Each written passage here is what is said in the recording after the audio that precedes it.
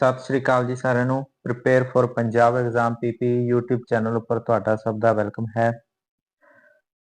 ਤਾਂ ਜਿਹੜੇ ਵੀ student wait ਕਰ ਰਹੇ ਸੀ ਕਿ ETT ਐਂਟਰੈਂਸ 2024 ਕਦੋਂ ਹੋਏਗਾ, ਤਾਂ ਉਹਨਾਂ ਲਈ ਖੁਸ਼ਖਬਰੀ ਹੈ ਕਿ ਉਹਨਾਂ ਦੇ ਜੋ ਐਡਮਿਸ਼ਨ ਹੋਣੀ ਹੈ DLED ਸੈਸ਼ਨ 2024-26 ਦੇ ਵਿੱਚ ਉਸ ਦਾ ਨੋਟੀਫਿਕੇਸ਼ਨ ਆ ਗਿਆ ਹੈ। ਐਂਟਰੈਂਸ ਜੋ ਹੋਏਗਾ ਉਸ ਦਾ ਨੋਟੀਫਿਕੇਸ਼ਨ ਅਲੱਗ ਆਏਗਾ। SSA ਪੰਜਾਬ ਦੀ ਜੋ ਸਾਈਟ ਹੈ ऑफिशियल ਉਸ ਤੇ ਜਿਹੜਾ ਤੁਹਾਡਾ ਕੀ ਹੈ ਐਡਮਿਸ਼ਨ ਹੈ ਸੈਸ਼ਨ 2024-26 ਦੀ ਉਹਦੇ ਰਿਗਾਰਡਿੰਗ ਨੋਟੀਫਿਕੇਸ਼ਨ ਕੀ ਹੈ ਆ ਚੁੱਕਿਆ। ਠੀਕ ਹੈ, ਤਾਂ ਇਹ ਜੋ ਤੁਸੀਂ ਨੋਟੀਫਿਕੇਸ਼ਨ ਦੇਖ ਰਹੇ ਹੋ ਇਸ ਦੇ ਵਿੱਚ ਕੀ ਹੈ, ਸਭ ਤੋਂ ਪਹਿਲਾਂ ਤੁਸੀਂ ਡੇਟ ਦੇਖ ਸਕਦੇ ਹੋ। ਇਸ ਦੇ ਵਿੱਚ ਡੇਟ ਦਿੱਤੀ ਹੋਈ ਹੈ 5/11/2024। ਠੀਕ ਹੈ ਜੀ, 5 ਨਵੰਬਰ 2024 ਦੀ government of Punjab department of school education notification ਹੈ ਤੁਹਾਡਾ ਕਿਸ ਦੇ ਲਈ, admission policy for 2 years DLED diploma course session 2024-26 the.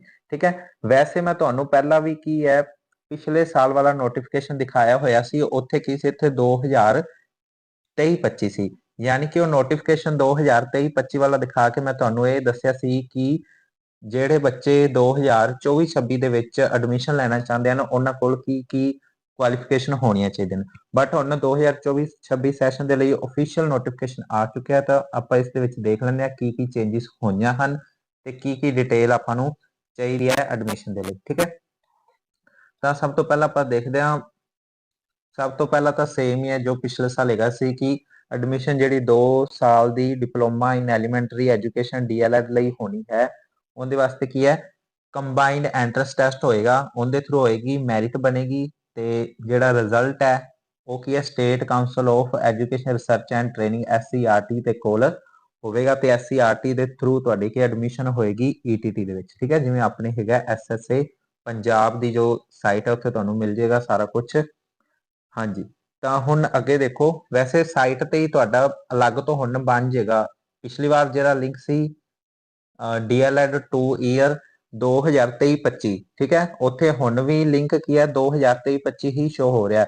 But ਜਦੋਂ ਤੁਹਾਡਾ ऑफिशियल ਨੋਟੀਫਿਕੇਸ਼ਨ ਆ ਜਾਏਗਾ ਐਂਟਰੈਂਸ ਨੂੰ ਅਪਲਾਈ ਕਰਨ ਦੇ ਲਈ, ਤਾਂ ਉਦੋਂ ਤੁਹਾਡਾ ਇੱਥੇ ਕੀ ਹੋ ਜਾਏਗਾ 2024-26। ਠੀਕ ਹੈ, ਤਾਂ ਜਦੋਂ ਵੀ ਤੁਸੀਂ SSA punjab.org ਦੀ ਸਾਈਟ ਤੇ ਜਾਓਗੇ ਤਾਂ ਤੁਹਾਨੂੰ 2023-25 ਲਿਖਿਆ ਹੋਇਆ ਦਿਖਾਈ ਦੇਗਾ। ਤਾਂ ਤੁਸੀਂ ਕੀ ਹੈ ਘਬਰਾਣਾ ਨਹੀਂ ਹੈ ਕਿ 2024-26 ਦੀ ਕਦੋਂ ਆਏਗਾ। ਤਾਂ ਜਦੋਂ ਤੁਹਾਡਾ ਕੀ ਹੈ ਐਂਟਰੈਂਸ ਦੇ ਰਿਗਾਰਡਿੰਗ ਨੋਟੀਫਿਕੇਸ਼ਨ ਆ ਜਾਏਗਾ ਤਾਂ ਉੱਥੇ ਵੀ ਕੀ ਹੈ ਚੇਂਜ ਕਰ ਦਿੱਤਾ ਜਾਏਗਾ, 23-25 ਦੀ ਜਗ੍ਹਾ ਤੇ 24-26 ਹੋ ਜਾਏਗਾ। ਠੀਕ ਹੈ, ਹਾਂਜੀ, ਤਾਂ ਹੁਣ ਅੱਗੇ ਦੇਖੋ, ਤਾਂ ਸੈਸ਼ਨ ਤੁਹਾਡਾ ਮੈਂਸ਼ਨ ਕੀਤਾ ਹੈ 2024-26 ਤੇ ਮਿਨੀਮਮ ਐਜੂਕੇਸ਼ਨ ਕੁਆਲੀਫਿਕੇਸ਼ਨ। ਤਾਂ ਸਭ ਤੋਂ ਵੱਡਾ ਜਿਹੜਾ ਕੀ ਹੈ ਐਲੀਜੀਬਿਲਟੀ ਕ੍ਰਾਈਟੇਰੀਆ ਦੇ ਰਿਗਾਰਡਿੰਗ ਕੀ ਹੈ ਕਨਫਿਊਜ਼ਨ ਹੁੰਦੀ ਹੈ, ਉਹ ਇੱਥੇ ਕਲੀਅਰ ਹੋ ਜਾਏਗੀ ਤੁਹਾਡੀ ਕਿ ਤੁਹਾਡੇ ਕੋਲ ਕੀ ਹੈ ਗ੍ਰੈਜੂਏਸ਼ਨ ਹੋਣੀ ਚਾਹੀਦੀ ਹੈ। ਠੀਕ ਹੈ, ਗ੍ਰੈਜੂਏਸ਼ਨ ਡਿਗਰੀ, ਯਾਨੀ ਕਿ ਜਦੋਂ ਤੁਸੀਂ 10+2 ਇੰਨਾ ਕਰ ਲਿਆ ਹੈ ਉਸ ਦੇ ਨਾਲ 3 ਸਾਲਾਂ ਦਾ ਜਿਹੜਾ ਤੁਹਾਡਾ ਗ੍ਰੈਜੂਏਸ਼ਨ ਦਾ ਕੋਰਸ ਹੈ, ਠੀਕ ਹੈ, ਉਹ ਕੀ ਹੈ ਕੰਪਲੀਟ ਹੋਣਾ ਚਾਹੀਦਾ ਹੈ। ਯਾਨੀ ਕਿ ਨਾ ਹੀ ਤੁਹਾਡੀ ਕੋਈ ਸਪਲੀ ਹੋਵੇ, ਨਾ ਹੀ ਤੁਹਾਡਾ ਕੋਈ ਪੇਪਰ ਰਹਿੰਦਾ ਹੋਵੇ, ਤੁਹਾਡੇ ਕੋਲ ਰਿਜ਼ਲਟ ਹੋਣਾ ਚਾਹੀਦਾ ਹੈ ਤੇ ਕੀ ਹੈ ਮਿਨੀਮਮ 50% ਮਾਰਕਸ ਤੁਹਾਡੇ ਕੋਲ ਹੋਣੇ ਚਾਹੀਦੇ ਨੇ। ਜੇਕਰ ਤੁਸੀਂ ਜਨਰਲ ਕੈਟਾਗਰੀ ਨੂੰ ਸੰਬੰਧ ਰੱਖਦੇ ਹੋ, ਜੇਕਰ ਤੁਹਾਡੇ ਕੀ ਹੈ ਸ਼ਡਿਊਲ ਕਾਸਟ, ਬੈਕਵਰਡ ਕਲਾਸ ਜਾਂ ਫਿਰ ਫਿਜ਼ੀਕਲੀ ਹੈਂਡੀਕੈਪ ਦਾ ਤੁਹਾਡਾ ਸਰਟੀਫਿਕੇਟ ਹੈ, ਤਾਂ ਤੁਸੀਂ ਕੀ ਹੈ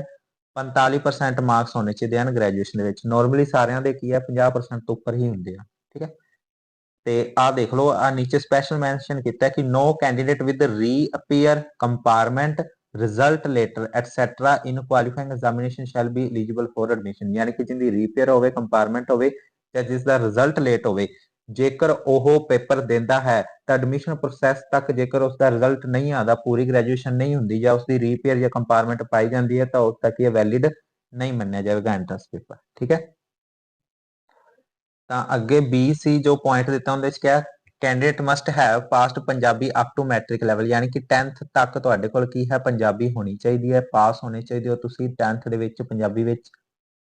ਤੇ ਇਹ ਵੀ ਲਿਖਿਆ ਕਿ to ensure high quality standards any candidate who has not passed. ਦੇਖੋ ਇਹ ਸਭ ਤੋਂ ਇੰਪੋਰਟੈਂਟ ਚੀਜ਼ ਹੈ, ਤੁਹਾਡੇ ਕੋਲ ਸਬਜੈਕਟ ਕਿਹੜੇ ਹੋਣੇ ਚਾਹੀਦੇ ਨੇ, English, Hindi, Punjabi, science, social science ਤੇ ਮੈਥ, ਇਹ ਤੁਹਾਡੇ 10ਵੀਂ ਦੇ ਵਿੱਚ ਕੀ ਹੈ ਪਾਸ ਹੋਣੇ ਚਾਹੀਦੇ ਹਨ। ਯਾਨੀ ਕਿ ਇਹਨਾਂ ਸਾਰੇ ਸਬਜੈਕਟਾਂ ਵਿੱਚ ਤੁਸੀਂ ਕੀ ਹੈ ਕਲਾਸ 10 ਦੇ ਵਿੱਚ ਪਾਸ ਹੋਣੇ ਚਾਹੀਦੇ ਹੋ ਤੇ ਤੁਹਾਡੇ ਵਾਸਤੇ ਇੱਕ ਹੋਰ ਇੰਪੋਰਟੈਂਟ ਗੱਲ ਇਹ ਹੈ ਕਿ ਜਦੋਂ ਤੁਸੀਂ ETT ਦਾ 2 ਸਾਲ ਦਾ ਜਿਹੜਾ ਕੋਰਸ ਕਰੋਗੇ ਉਸ ਦੇ ਵਿੱਚ ਤੁਹਾਨੂੰ ਇਹ ਸਾਰੇ ਸਬਜੈਕਟ ਪੜ੍ਹਨੇ ਪੈਣਗੇ। English, Hindi, Punjabi, science, social science ਤੇ ਮੈਥਮੈਟਿਕਸ। ਠੀਕ ਹੈ, ਤਾਂ ਇਹ ਸਾਰੇ ਸਬਜੈਕਟ ਤੁਹਾਡੇ 10ਵੀਂ ਚ ਪਾਸ ਹੋਣੇ ਚਾਹੀਦੇ ਹਨ। ਜੇਕਰ ਨਹੀਂ ਹੈਗੇ ਤਾਂ ਤੁਸੀਂ ਕੀ ਹੈ, ਨੋਟ ਐਲੀਜੀਬਲ ਹੋ ਜਾਓਗੇ। ਓਕੇ, ਤਾਂ ਨੀਚੇ ਏਜ ਲਿਮਿਟ ਦਾ ਵੀ ਕੀ ਹੈ ਦਿੱਤਾ ਹੋਇਆ ਹੈ ਕਿ ਮੈਕਸਿਮਮ ਏਜ ਕੀ ਕਿੰਨੀ ਹੋਣੀ ਚਾਹੀਦੀ ਹੈ ਤੁਹਾਡੀ। ਜਨਰਲ ਕੈਟਾਗਰੀ ਦੇ ਲਈ ਕੀ ਹੈ 37 ਸਾਲ ਤੋਂ ਕੀ ਹੈ ਘੱਟ ਉਮਰ ਹੋਣੀ ਚਾਹੀਦੀ ਹੈ। ਠੀਕ ਹੈ, ਤੇ ਜੇਕਰ ਆਪਾਂ ਗੱਲ ਕਰੀਏ SC ਕੈਟਾਗਰੀ ਵਾਲਿਆਂ ਦੀ, ਕਿਉਂਕਿ ਉਹਨਾਂ ਨੂੰ ਥੋੜੀ ਜਿਹੀ ਛੋਟ ਮਿਲਦੀ ਹੈ ਇੱਥੇ। ਹਾਂਜੀ, ਤਾਂ ਦੇਖੋ ਜਿਹੜੇ ਹੈਗੇ ਨੇ SC BC ਕੈਂਡੀਡੇਟ ਉਹਨਾਂ ਨੂੰ ਕੀ ਹੈ 5 ਈਅਰ ਰਿਲੈਕਸੇਸ਼ਨ ਹੈ। ਠੀਕ ਹੈ, ਤਾਂ ਜਿਹੜੇ ਜਨਰਲ ਕੈਟਾਗਰੀ ਵਾਲੇ ਹੈਗੇ ਹਨ ਉਹਨਾਂ ਦੀ ਕਿੰਨੀ 37 ਸਾਲ ਹੋਣੀ ਚਾਹੀਦੀ ਹੈ।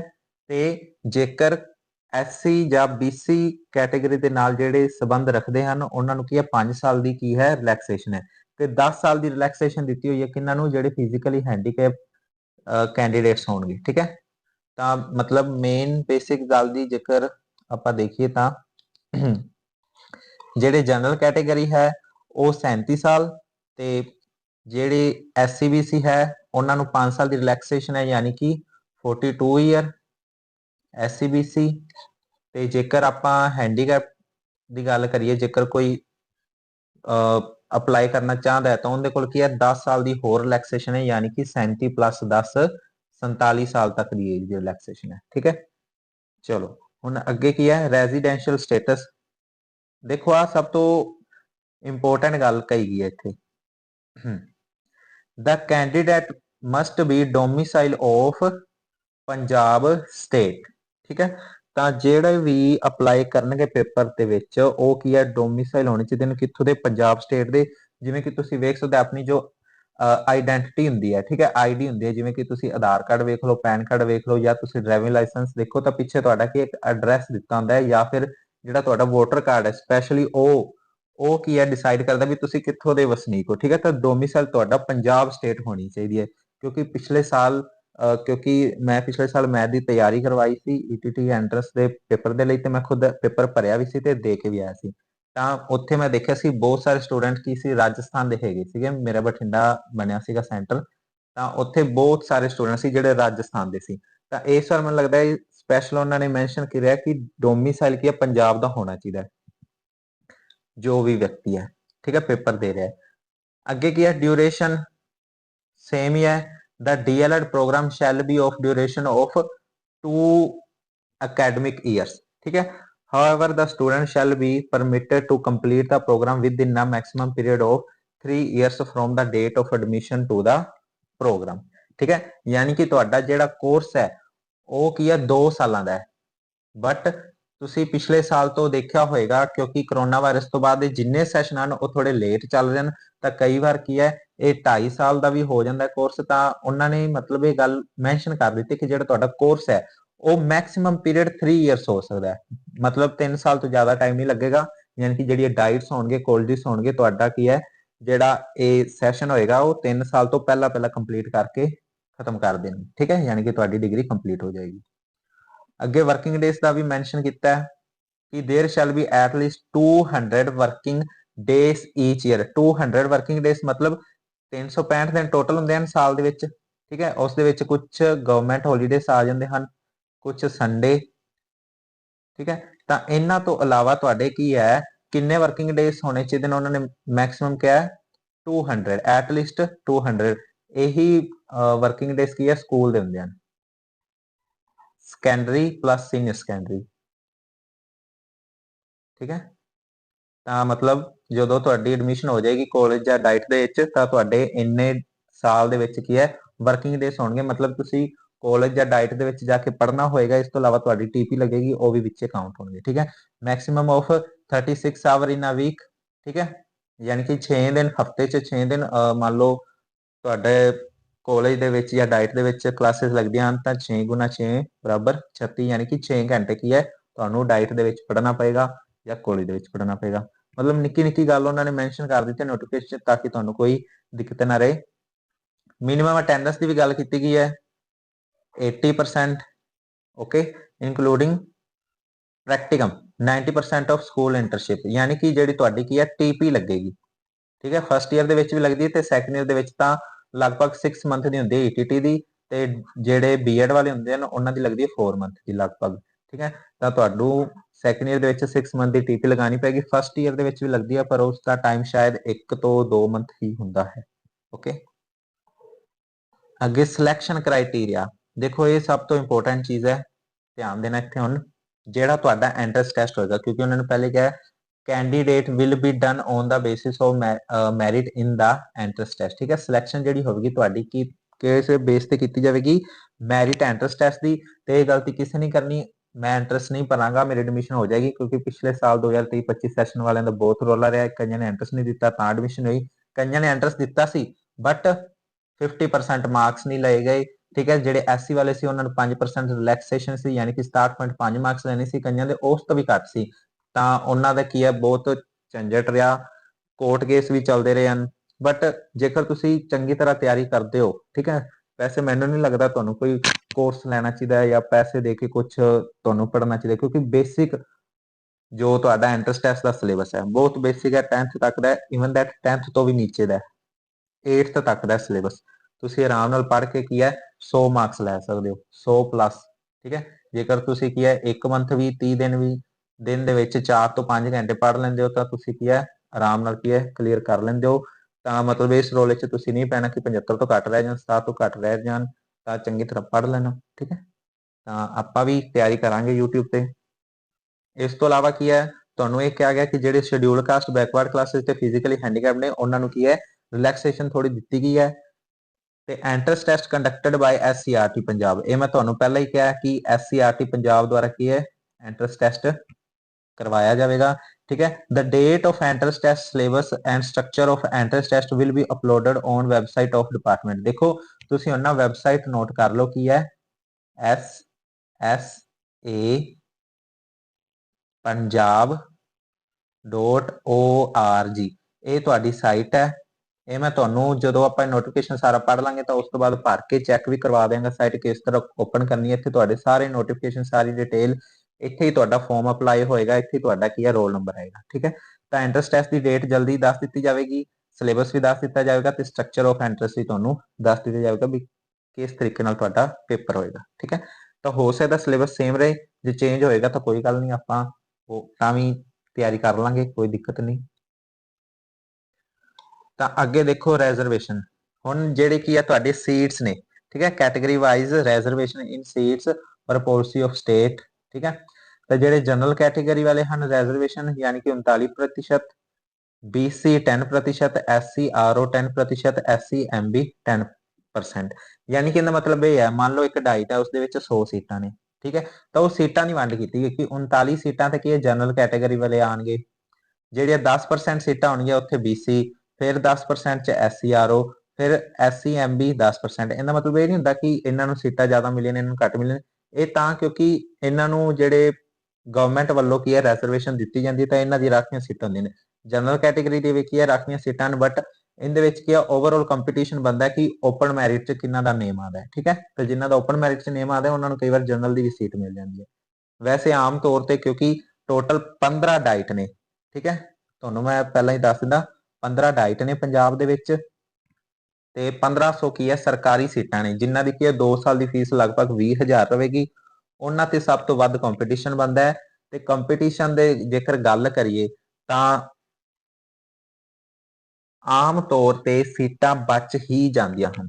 ਮਤਲਬ ਹਰੇਕ ਡਾਈਟ ਦੇ ਵਿੱਚ ਇਦਾਂ ਨਹੀਂ ਹੁੰਦਾ ਕਿ 100 ਸੀਟਾਂ ਦੀਆਂ 100 ਫੁੱਲ ਹੋ ਜਾਣ, ਨਹੀਂ, ਆਮ ਤੌਰ ਤੇ ਕੁਝ ਸੀਟਾਂ ਬਚ ਹੀ ਜਾਂਦੀਆਂ ਹਨ ਤੇ ਉਹ ਬਾਅਦ ਦੇ ਵਿੱਚ ਹੋਰ ਬੱਚੇ ਬੁਲਾ ਕੇ ਭਰਦੇ ਹਨ। ਮਤਲਬ ਇੰਨੇ ਵੀ ਬੱਚੇ ਐਂਟਰੈਂਸ ਨਹੀਂ ਦਿੰਦੇ ਕਿ 50,000 ਬੱਚਾ ਐਂਟਰੈਂਸ ਭਰਦਾ, ਨਹੀਂ, 15,000 ਮਸਾ ਹੀ ਬੱਚਾ ਕੀ ਐਂਟਰੈਂਸ ਭਰੇਗਾ ਤੇ ਆਰਾਮ ਨਾਲ ਐਡਮਿਸ਼ਨ ਹੋ ਜਾਏਗੀ। ਬਟ ਤੁਹਾਡਾ ਸ਼ਰਤ ਇਹ ਹੈ, ਕਿਉਂਕਿ ਹੁਣ ਸ਼ਰਤ ਇਹ ਹੈ ਕਿ ਐਂਟਰੈਂਸ ਜਿਹੜਾ ਹੈ ਉਸ ਦੇ ਵਿੱਚ ਤੁਹਾਡੇ 50% SC BC ਜਿਹੜੇ ਹੈਗੇ ਹਨ ਉਹਨਾਂ ਦੇ, SC RO ਜਾਂ SC MB ਉਹਨਾਂ ਦੇ ਕੀ ਹੈ 45% ਨੰਬਰ ਹੋਣੇ ਜ਼ਰੂਰੀ ਹਨ। ਠੀਕ ਹੈ, ਤਾਂ ਕਰਕੇ ਮੰਨ ਲਓ ਹੁਣ ਕਿਸੇ ਡਾਈਟ ਦੇ ਵਿੱਚ 100 ਸੀਟਾਂ ਨੇ, ਠੀਕ ਹੈ, ਤਾਂ 100 ਦੇ ਵਿੱਚ 100 ਬੱਚਿਆਂ ਨੇ ਫਾਰਮ ਭਰਤਾ ਕਿ ਮੈਂ ਇਸ ਡਾਈਟ ਦੇ ਵਿੱਚ ਐਡਮਿਸ਼ਨ ਲੈਣੀ ਹੈ, ਬਟ 100 ਦੇ ਵਿੱਚ 80 ਬੱਚੇ ਜੇ ਹਨ ਜਿਨ੍ਹਾਂ ਦੇ ਕੀ ਹੈ 50% ਤੋਂ ਉੱਤੇ ਮਾਰਕਸ ਨੇ ਜਾਂ 45 ਤੋਂ ਉੱਤੇ ਨੇ, 15 ਬੱਚੇ ਦੇ ਨਹੀਂ ਹੈਗੇ, ਤਾਂ ਬਾਕੀ ਵੀ ਸੀਟਾਂ ਕੀ ਖਾਲੀ ਰਹਿ ਜਾਣਗੀਆਂ ਤੁਹਾਡੀ, ਤਾਂ ਵੀ ਐਡਮਿਸ਼ਨ ਨਹੀਂ ਹੋਣੀ, ਚਾਹੇ ਸੀਟਾਂ ਹੋਣ ਚਾਹੇ ਨਾ ਹੋਣ। ਠੀਕ ਹੈ, ਤਾਂ ਕਰਕੇ ਐਂਟਰੈਂਸ ਨੂੰ ਚੰਗੀ ਤਰ੍ਹਾਂ ਪ੍ਰਿਪੇਅਰ ਕਰਨਾ।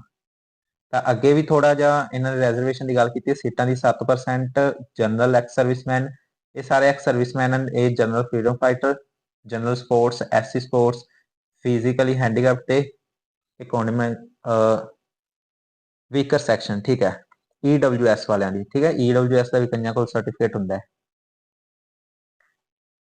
ਬਟ ਤੁਸੀਂ ਇਹ ਝੰਜਟ ਦੇ ਵਿੱਚ ਨਹੀਂ ਪੈਣਾ, ਕੋਸ਼ਿਸ਼ ਕਰਨਾ ਵਧੀਆ ਤਿਆਰੀ ਕਰੋ, ਓਪਨ ਮੈਰਿਟ ਚ ਨੇਮ ਆਏ, ਆਰਾਮ ਨਾਲ ਸੀਟ ਮਿਲ ਜੇ। ਠੀਕ ਹੈ, ਫਿਰ ਉਸ ਤੋਂ ਬਾਅਦ ਮਰਜਿੰਗ ਆਫ ਸੀਟਸ,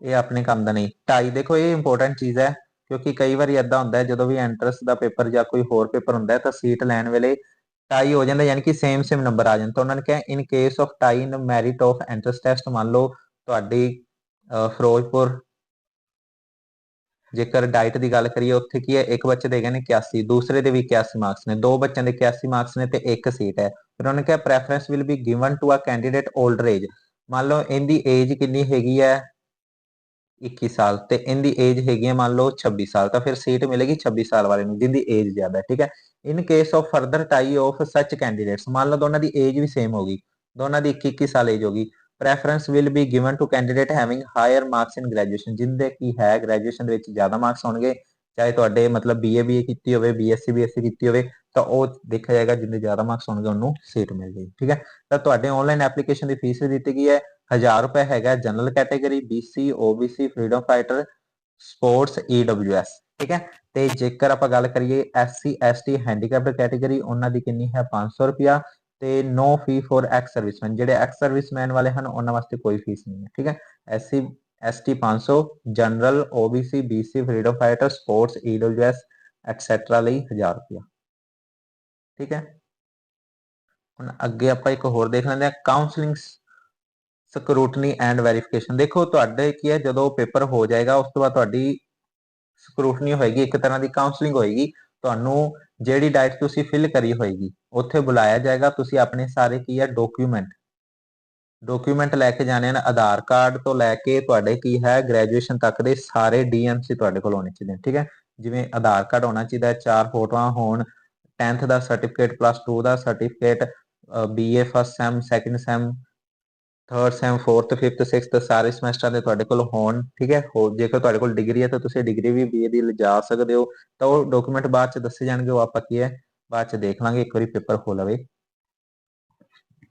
ਹਾਂਜੀ, ਹੁਣ ਅਗਲੇ ਪੇਜ ਤੇ ਕੀ ਹੈ, ਦੇਖੋ ਸੀਟਸ ਵੀ ਉਹਨਾਂ ਨੇ ਦੱਸਤੀਆਂ ਨੇ, ਇਹ ਪਿਛਲੇ ਸਾਲ ਵੀ ਦੱਸਿਆ ਸੀ ਕਿ 60% of seats in private institution will be filled on the basis of combined merit of entrance test. ਦੇਖੋ ਜਿਹੜੇ ਮੰਨ ਲਓ ਇੱਕ ਕਾਲਜ ਦੇ ਵਿੱਚ 100 ਸੀਟਾਂ ਨੇ, ਤਾਂ ਉਹਨਾਂ 100 ਸੀਟਾਂ ਵਿੱਚੋਂ 60 ਸੀਟਾਂ ਕੀ ਹੈ ਮੈਰਿਟ ਬੇਸ ਭਰੀਆਂ ਜਾਣਗੀਆਂ, ਵੀ ਜਿਹੜਾ ਤੁਹਾਡਾ ਐਂਟਰੈਂਸ ਟੈਸਟ ਹੋਏਗਾ ਨਾ, ਉਹਦੇ ਵਿੱਚੋਂ 60 ਬੱਚੇ ਕੀ ਹੈ ਮੈਰਿਟ ਦੇ ਆਧਾਰ ਤੇ ਆਣਗੇ, ਤੇ ਜਿਹੜੀਆਂ ਕੀ ਹੋਣਗੀਆਂ online counselling by SCRT, remaining 40% of seat management quota of private institution shall be based upon following criteria. ਜਿਹੜੀਆਂ 40 ਸੀਟਾਂ ਬਚਣਗੀਆਂ ਉਹ ਜ਼ਰੂਰੀ ਨਹੀਂ ਕਿ ਮੈਰਿਟ ਦੇ ਆਧਾਰ ਤੇ ਬੱਚਿਆਂ ਦੀ ਭਰੀਆਂ ਜਾਣਗੀਆਂ, ਉਹਨਾਂ ਵਾਸਤੇ ਕੀ ਹੈ ਉਹਨਾਂ ਨੇ ਥੱਲੇ ਉਹਨਾਂ ਨੇ ਸਪੈਸ਼ਲ ਉਹਨਾਂ ਨੂੰ ਕ੍ਰਾਈਟੇਰੀਆ ਦਿੱਤਾ ਹੈ ਕਾਲਜ ਨੂੰ, ਕਿ ਤੁਸੀਂ ਆਪਣੀ ਮਰਜ਼ੀ ਨਾਲ ਉਹਨਾਂ ਨੂੰ ਭਰ ਸਕਦੇ ਹੋ। ਠੀਕ ਹੈ, ਦੇਖੋ ਕੈਂਡੀਡੇਟ ਹੈ ਉਹ ਪਾਸਿੰਗ ਗ੍ਰੈਜੂਏਸ਼ਨ 50 ਮਾਰਕਸ ਇਨ, ਇਹ ਤਾਂ ਬੇਸਿਕ ਚੀਜ਼ਾਂ ਨੇ। ਹਾਂ, ਤੇ ਆਹ ਇੰਪੋਰਟੈਂਟ ਗੱਲ ਹੈ, ਦੇਖੋ ਮੈਨੇਜਮੈਂਟ ਕੋਟਾ ਦੀ ਸੀਟ ਵਾਸਤੇ ਵੀ ਉਹਨਾਂ ਨੇ ਇਹ ਗੱਲ ਕਹੀ ਹੈ, ਜਿਹੜੀ ਹੈ 40 ਮੈਨੇਜਮੈਂਟ ਕੋਟਾ ਦੀ 40% ਸੀਟਾਂ ਭਰੀਆਂ ਨੇ, ਉਹਦੇ ਵਾਸਤੇ ਵੀ ਕੀ ਹੈ minimum marks to qualify entrance test will be 50%, 5% relaxation qualify entrance test will be given to reserve categories. ਮਤਲਬ ਕੀ ਹੈ, ਤੁਸੀਂ ਚਾਹੇ ਮੈਨੇਜਮੈਂਟ ਕੋਟਾ ਚ ਐਡਮਿਸ਼ਨ ਲੈਣੀ ਹੈ, ਚਾਹੇ ਤੁਸੀਂ ਕੀ ਹੈ ਮੈਰਿਟ ਦੇ ਥਰੂ ਕੀ ਹੈ ਜਿਹੜੀਆਂ 60% ਸਿੱਧੀਆਂ ਸੀਟਾਂ ਨੇ ਉਹਨਾਂ ਚ ਐਡਮਿਸ਼ਨ ਲੈਣੀ, ਤੁਹਾਡੇ ਐਂਟਰੈਂਸ ਦੇ ਵਿੱਚ 50% ਤੋਂ ਉੱਤੇ ਨੰਬਰ ਹੋਣੇ ਚਾਹੀਦੇ ਆ। ਠੀਕ ਹੈ, ਤੇ 45% SC ST ਲਈ, ਇਹ ਗੱਲ ਯਾਦ ਰੱਖਣਾ। ਤਾਂ ਬਾਕੀ ਦੀਆਂ ਗੱਲਾਂ ਕੀ ਹੈ, ਇਹ ਜਿਹੜੇ ਹੁੰਦੇ ਹਨ ਕਾਲਜਿਸ ਵਾਲੇ ਉਹਨਾਂ ਲਈ ਇਨਸਟਰਕਸ਼ਨਸ ਦਿੱਤੀਆਂ ਹੋਈਆਂ ਹਨ। ਫੀਸ ਉਹਨਾਂ ਨੇ ਦੱਸੀ ਹੈ ਕਿ the district institution of education training diets and private self-financed DLR institution charge fees as determined by fixation committee of approved by the Department of School Education Government of Punjab। इनका structure ਦਿੱਤਾ ਹੋਇਆ ਅਗਲੇ page ਤੇ। हाँ, ये रहा। इधर देखो ਜਿਹੜੇ ਪ੍ਰਾਈਵੇਟ ਸੈਲਫ ਫਾਈਨੈਂਸਡ ਕਾਲਜਸ ਨੇ ਉਹਨਾਂ ਦੀ ਕੀ ਹੈ ਮੈਨੇਜਮੈਂਟ ਕੋਟਾ ਫੀ ਪਰ ਈਅਰ 44000 2 ਸਾਲਾਂ ਦੀ ਕਿੰਨੀ ਹੋ ਗਈ 88000 ਠੀਕ ਹੈ। ਜੇਕਰ ਕਾਉਂਸਲਿੰਗ ਦੇ ਥਰੂ ਤੁਸੀਂ ਜਾਂਦੇ ਹੋ ਤਾਂ ਤੁਹਾਨੂੰ ਕਿੰਨੀ ਲੱਗੇਗੀ 40000 2 ਸਾਲਾਂ ਦੀ ਕਿੰਨੀ ਹੋ ਗਈ 80000 ਠੀਕ ਹੈ। ਇਧਰ ਦੇਖੋ ਜਿਹੜੀਆਂ ਸੀ 40% ਸੀਟਾਂ ਜਿਹੜੀਆਂ ਉਹਨਾਂ ਨੇ ਆਪਦੀ ਮਰਜ਼ੀ ਨਾਲ ਭਰਨੀਆਂ ਨੇ ਮੈਨੇਜਮੈਂਟ ਕੋਟਾ ਦੀਆਂ ਠੀਕ ਹੈ ਉਹਨਾਂ ਵਾਸਤੇ ਲੱਗੇਗੀ ਕਿੰਨੀ 88000 ਤੇ ਜੇਕਰ ਤੁਸੀਂ ਕਾਉਂਸਲਿੰਗ ਥਰੂ ਜਾਂਦੇ ਹੋ ਪ੍ਰਾਈਵੇਟ ਇੰਸਟੀਟਿਊਸ਼ਨ ਦੇ ਵਿੱਚ ਤੁਹਾਡੀ ਫੀਸ ਲੱਗੇਗੀ 80000 ਯਾਨੀ ਕਿ 8000 ਦਾ ਡਿਫਰੈਂਸ ਹੈ ਮੈਨੇਜਮੈਂਟ ਕੋਟਾ ਤੇ ਦੂਸਰੇ ਦਾ। ਬਟ ਜੇਕਰ ਤੁਸੀਂ ਕੀ ਓਪਨ ਮੈਰਿਟ ਚਾਹੁੰਦੇ ਹੋ ਜਾਂ ਫਿਰ ਡਾਈਟ ਜਿਹੜੀ 15 ਡਾਈਟਸ ਹੈਗੀਆਂ ਨੇ ਆਪਣੇ ਪੰਜਾਬ ਦੇ ਵਿੱਚ ਉਹਦੀ ਲਿਸਟ ਥੱਲੇ ਦਿੱਤੀ ਹੈ ਬਾਅਦ ਚ ਆਪਾਂ ਦੇਖਾਂਗੇ। ਜੇਕਰ ਤੁਸੀਂ ਡਾਈਟ ਦੇ ਵਿੱਚ ਕਰਦੇ ਹੋ ਤਾਂ 1 ਸਾਲ ਦੀ 8500 ਹੈ 2 ਸਾਲਾਂ ਦੀ ਲਗਭਗ ਤੁਹਾਡੀ ਕੀ 7000 ਬਣੇਗੀ ਜਾਂ ਕੋਈ ਹੋਰ ਫੀਸ ਐਡ ਕਰਕੇ ਤੁਹਾਡਾ ਮਤਲਬ 20000 ਦੇ ਵਿੱਚ ਪੂਰੀ ਡਿਗਰੀ ਹੋ ਜਾਏਗੀ ਸੌਰੀ ਡਿਗਰੀ ਨਹੀਂ ਡਿਪਲੋਮਾ ਹੋ ਜਾਏਗਾ ਇੱਕ ਕੋਰਸ ਹੋ ਜਾਏਗਾ ਠੀਕ ਹੈ। ਇਹ ਡਿਪਲੋਮਾ 20000 ਦੇ ਵਿੱਚ ਹੋ ਜਾਏਗਾ ਕਿੱਥੇ ਡਾਈਟ ਦੇ ਵਿੱਚ ਜੇਕਰ ਡਾਈਟ ਦੇ ਵਿੱਚ ਤੁਹਾਡਾ ਨੇਮ ਆਉਂਦਾ ਹੈ ਤਾਂ ਉਹਦੇ ਵਾਸਤੇ ਪੜ੍ਹਨਾ ਪਏਗਾ ਮਾਰਕਸ ਲੈਣੇ ਪੈਣਗੇ। ਤਾਂ ਮਾਈਗ੍ਰੇਸ਼ਨ ਪਾਲਿਸੀ ਵੀ ਹੈ ਜੇਕਰ ਮੰਨ ਲਓ ਤੁਸੀਂ ਇੱਕ ਡਾਈਟ ਤੋਂ ਇੱਕ ਕਾਲਜ ਤੋਂ ਦੂਜੇ ਕਾਲਜ 'ਚ ਜਾਣਾ ਹੈ ਤਾਂ ਠੀਕ ਹੈ।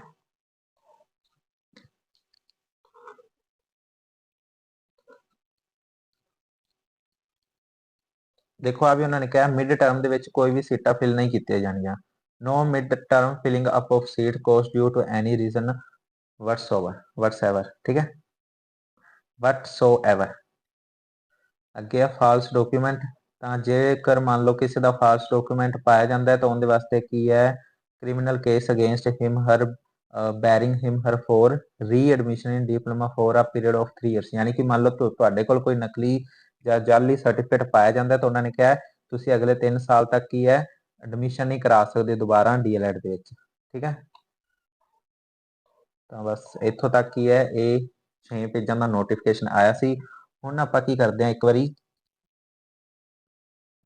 ਚੱਲਦੇ ਹਾਂ ਗੂਗਲ ਕ੍ਰੋਮ ਤੇ ਤਾਂ ਦੇਖੋ ਇਹ ਆਪਣਾ ਚੈਨਲ ਹੈ ਠੀਕ ਹੈ ਪ੍ਰੀਪੇਅਰ ਫॉर ਪੰਜਾਬ ਐਗਜ਼ਾਮ ਤੁਸੀਂ ਕੀ ਹੈ ਇੱਥੋਂ ਆਪਣੀ ਤਿਆਰੀ ਕਰ ਸਕਦੇ ਹੋ। ਇਹ ਮੈਂ ਪਹਿਲਾਂ ਤੁਹਾਨੂੰ ਨੋਟੀਫਿਕੇਸ਼ਨ ਦੱਸਿਆ ਸੀਗਾ ਪਿਛਲੇ ਸਾਲ ਵਾਲਾ ਦੇਖੋ ਈਟੀਟੀ ਐਡਮਿਸ਼ਨ 2024 3 ਮੰਥ ਪਹਿਲਾਂ ਮੈਂ ਤੁਹਾਨੂੰ ਦੱਸਿਆ ਸੀ ਕਿ ਪ੍ਰੀਖਿਆ ਕਿਵੇਂ ਹੋਏਗੀ ਵਿਧੀ ਦੱਸੀ ਸੀ ਵੀ ਕਿਵੇਂ ਹੋਏਗਾ ਤਾਂ ਉਦੋਂ ਨੋਟੀਫਿਕੇਸ਼ਨ ਤੁਹਾਨੂੰ ਪਿਛਲਾ ਦੱਸਿਆ ਸੀ। ਹੁਣ ਇਸ ਵਾਲਾ ਕੀ ਹੈ ਨਵਾਂ ਨੋਟੀਫਿਕੇਸ਼ਨ ਆ ਚੁੱਕਿਆ ਉਹਦੀ ਤੁਸੀਂ ਵੀਡੀਓ ਦੇਖ ਰਹੇ ਹੋ।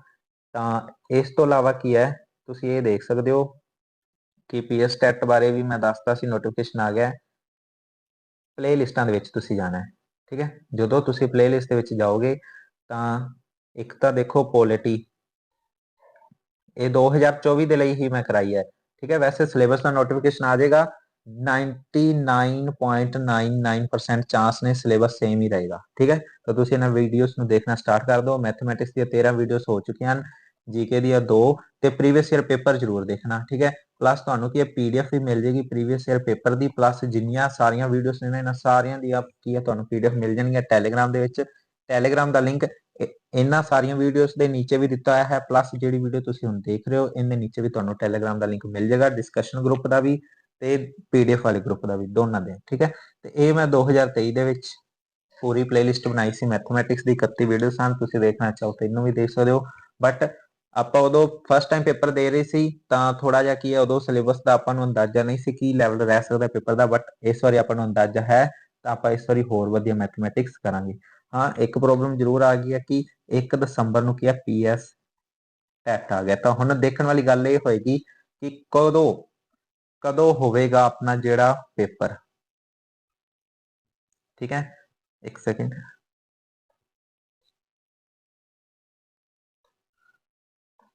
ਹਾਂਜੀ ਤਾਂ ਮਤਲਬ ਹੁਣ ਇੱਕ ਸਵਾਲ 2 ਸਵਾਲ ਰਹਿਣਗੇ ਕਿ ਕਦੋਂ ਹੋਵੇਗਾ ਆਪਣਾ ਐਂਟਰੈਂਸ ਪੇਪਰ ਠੀਕ ਹੈ।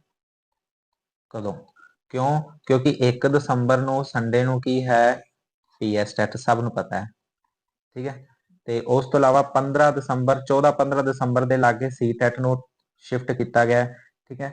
ਤੇ ਜੇਕਰ ਆਪਾਂ ਗੱਲ ਕਰੀਏ 8-7-8 ਦੇ ਵਿੱਚ ਜਦੋਂ ਵੀ ਸੰਡੇ ਹੋਏਗਾ ਹੋ ਸਕਦਾ ਉਦੋਂ ਲਿਆ ਜਾਵੇ ਪੇਪਰ ਬਟ ਦੇਖੋ ਅੱਜ 6 ਤਰੀਕ ਹੋ ਗਈ ਹੈ 1 ਮੰਥ ਦੇ ਅੰਦਰ ਯਾਨੀ 30 ਦਿਨਾਂ ਦੇ ਅੰਦਰ ਪੇਪਰ ਲਿਆ ਜਾ ਸਕਦਾ ਬਟ ਇੰਨਾ ਮੈਨੂੰ ਨਹੀਂ ਲੱਗਦਾ ਕਿ ਇਹ ਲੈਣਗੇ ਠੀਕ ਹੈ। ਤਾਂ ਚਾਂਸ ਘੱਟ ਹੀ ਹਨ 50% ਚਾਂਸ ਹੈਗੇ ਹਨ ਕਿ 7 ਜਾਂ 8 ਦਸੰਬਰ ਨੂੰ ਹੋਏਗਾ ਪੇਪਰ ਠੀਕ ਹੈ। ਨਹੀਂ ਤਾਂ ਮੋਸਟਲੀ ਚਾਂਸ ਹੋਣਗੇ ਪੇਪਰ ਜਾਏਗਾ ਤੁਹਾਡਾ 22 ਜਾਂ 23 ਦਸੰਬਰ ਤੇ ਠੀਕ ਹੈ।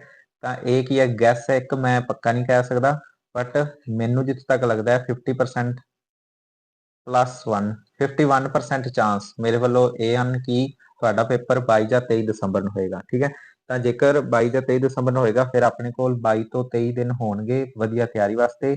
ਮੈਥ ਤਾਂ ਤੁਹਾਡਾ ਕੀ ਹੈ 20 ਦਿਨਾਂ ਦੇ ਵਿੱਚ ਹੋ ਜਾਏਗਾ, ਮੈਂ ਤੁਹਾਨੂੰ ਆਰਾਮ ਨਾਲ ਕਹਿ ਰਿਹਾ, ਕਿਉਂਕਿ ਪੀਐਸਟੈਟ ਹੈਗਾ ਤਾਂ ਉੱਧਰ ਵੀ ਥੋੜਾ ਫੋਕਸ ਚੱਲ ਰਿਹਾ ਸਭ ਦਾ। ਕੋਈ ਗੱਲ ਨਹੀਂ, ਆਪਾਂ ਤਿਆਰੀ ਕਰਾਂਗੇ, ਜਿੰਨੇ ਟੌਪਿਕ ਕਰ ਸਕਦੇ ਹੋਈਏ, ਜਿੰਨੇ ਸਬਜੈਕਟ ਕਰ ਸਕਦੇ ਹੋਈਏ, ਨਹੀਂ ਤਾਂ ਮੈਥਮੈਟਿਕਸ ਤਾਂ ਹੈ ਹੀ, ਉਹ ਤਾਂ ਕਰਾਂਗੇ।